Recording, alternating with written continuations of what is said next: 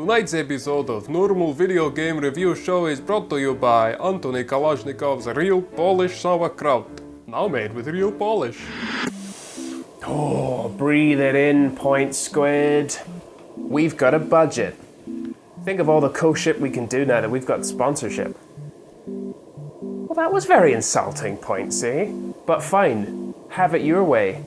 All the more budget for me.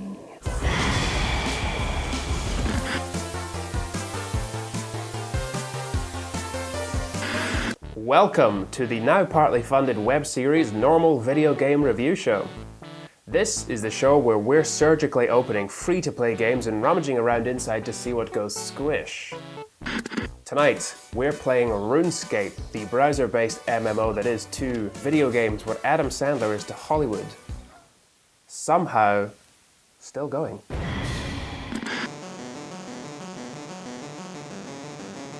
So what is Runescape? To find out, I asked the man who is definitely an expert. So, Sam, walk us through the game's basics. Could you explain the premise to us? Well, it's kind of a silly question. I mean, you play a princess and you try and rescue yourself instead of the other way, like, you know, the standard protagonist rescuing the princess. What should new players watching at home know about this game's combat? It's really hard. You probably want to get the dual katanas straight away. Could you describe the plot? You can kind of almost make your own story out of what they've given you. When I play, as I said earlier, I play as a princess who's trying to save herself, but you could forgo that as well and do something else entirely. You like to play as a princess, saving yourself. Ultimately, what's your goal? Escapism. Who's the villain? Time. That's big. It's pretty deep. It's got a message to it. You can either play this game for free or you can pay a membership subscription. So, I mean, is there any benefit to purchasing the reoccurring membership? It supports the development of the game, and if Actually, you don't... let me just stop you there. Let's talk about something else.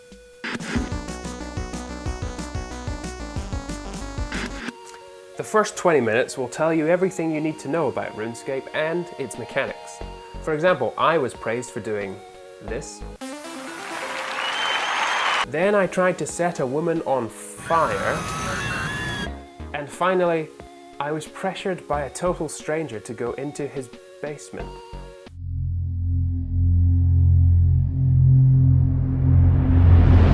Now, RuneScape has been around for a long time. In fact, the game was first released in the same year as Shrek. So the question we need to answer tonight is, has RuneScape aged like a fine wine or an unwashed foot?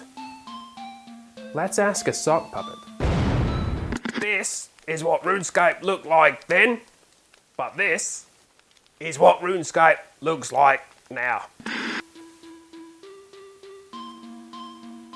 Thank you, sock puppet. RuneScape bears a lot of the hallmarks of its generation of RPG.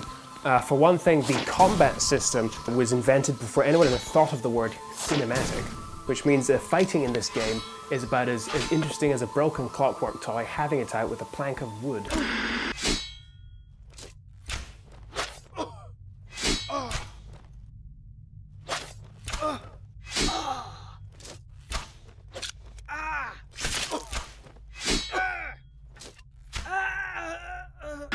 Additionally, the character skills progression system, while definitely diverse, is hella dated.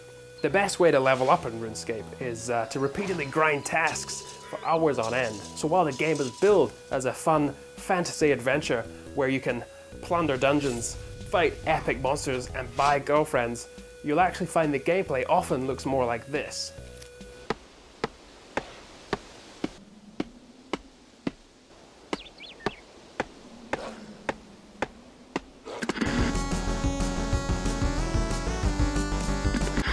Look, I have some issues with RuneScape's labor-intensive gameplay, but I can't deny that I still had fun.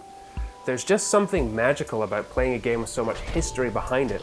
I imagine it's the same feeling as having sex with a World War II veteran. A task with an equal amount of grinding. However, we've come to the part of the show where we must now rate RuneScape on a scale out of 10 points, and for that, we turn to my longtime companion and Japan's favourite wristwatch model, Points Squid. Pointsy, What do you reckon about RuneScape then, eh? Oh, hang on. What's this?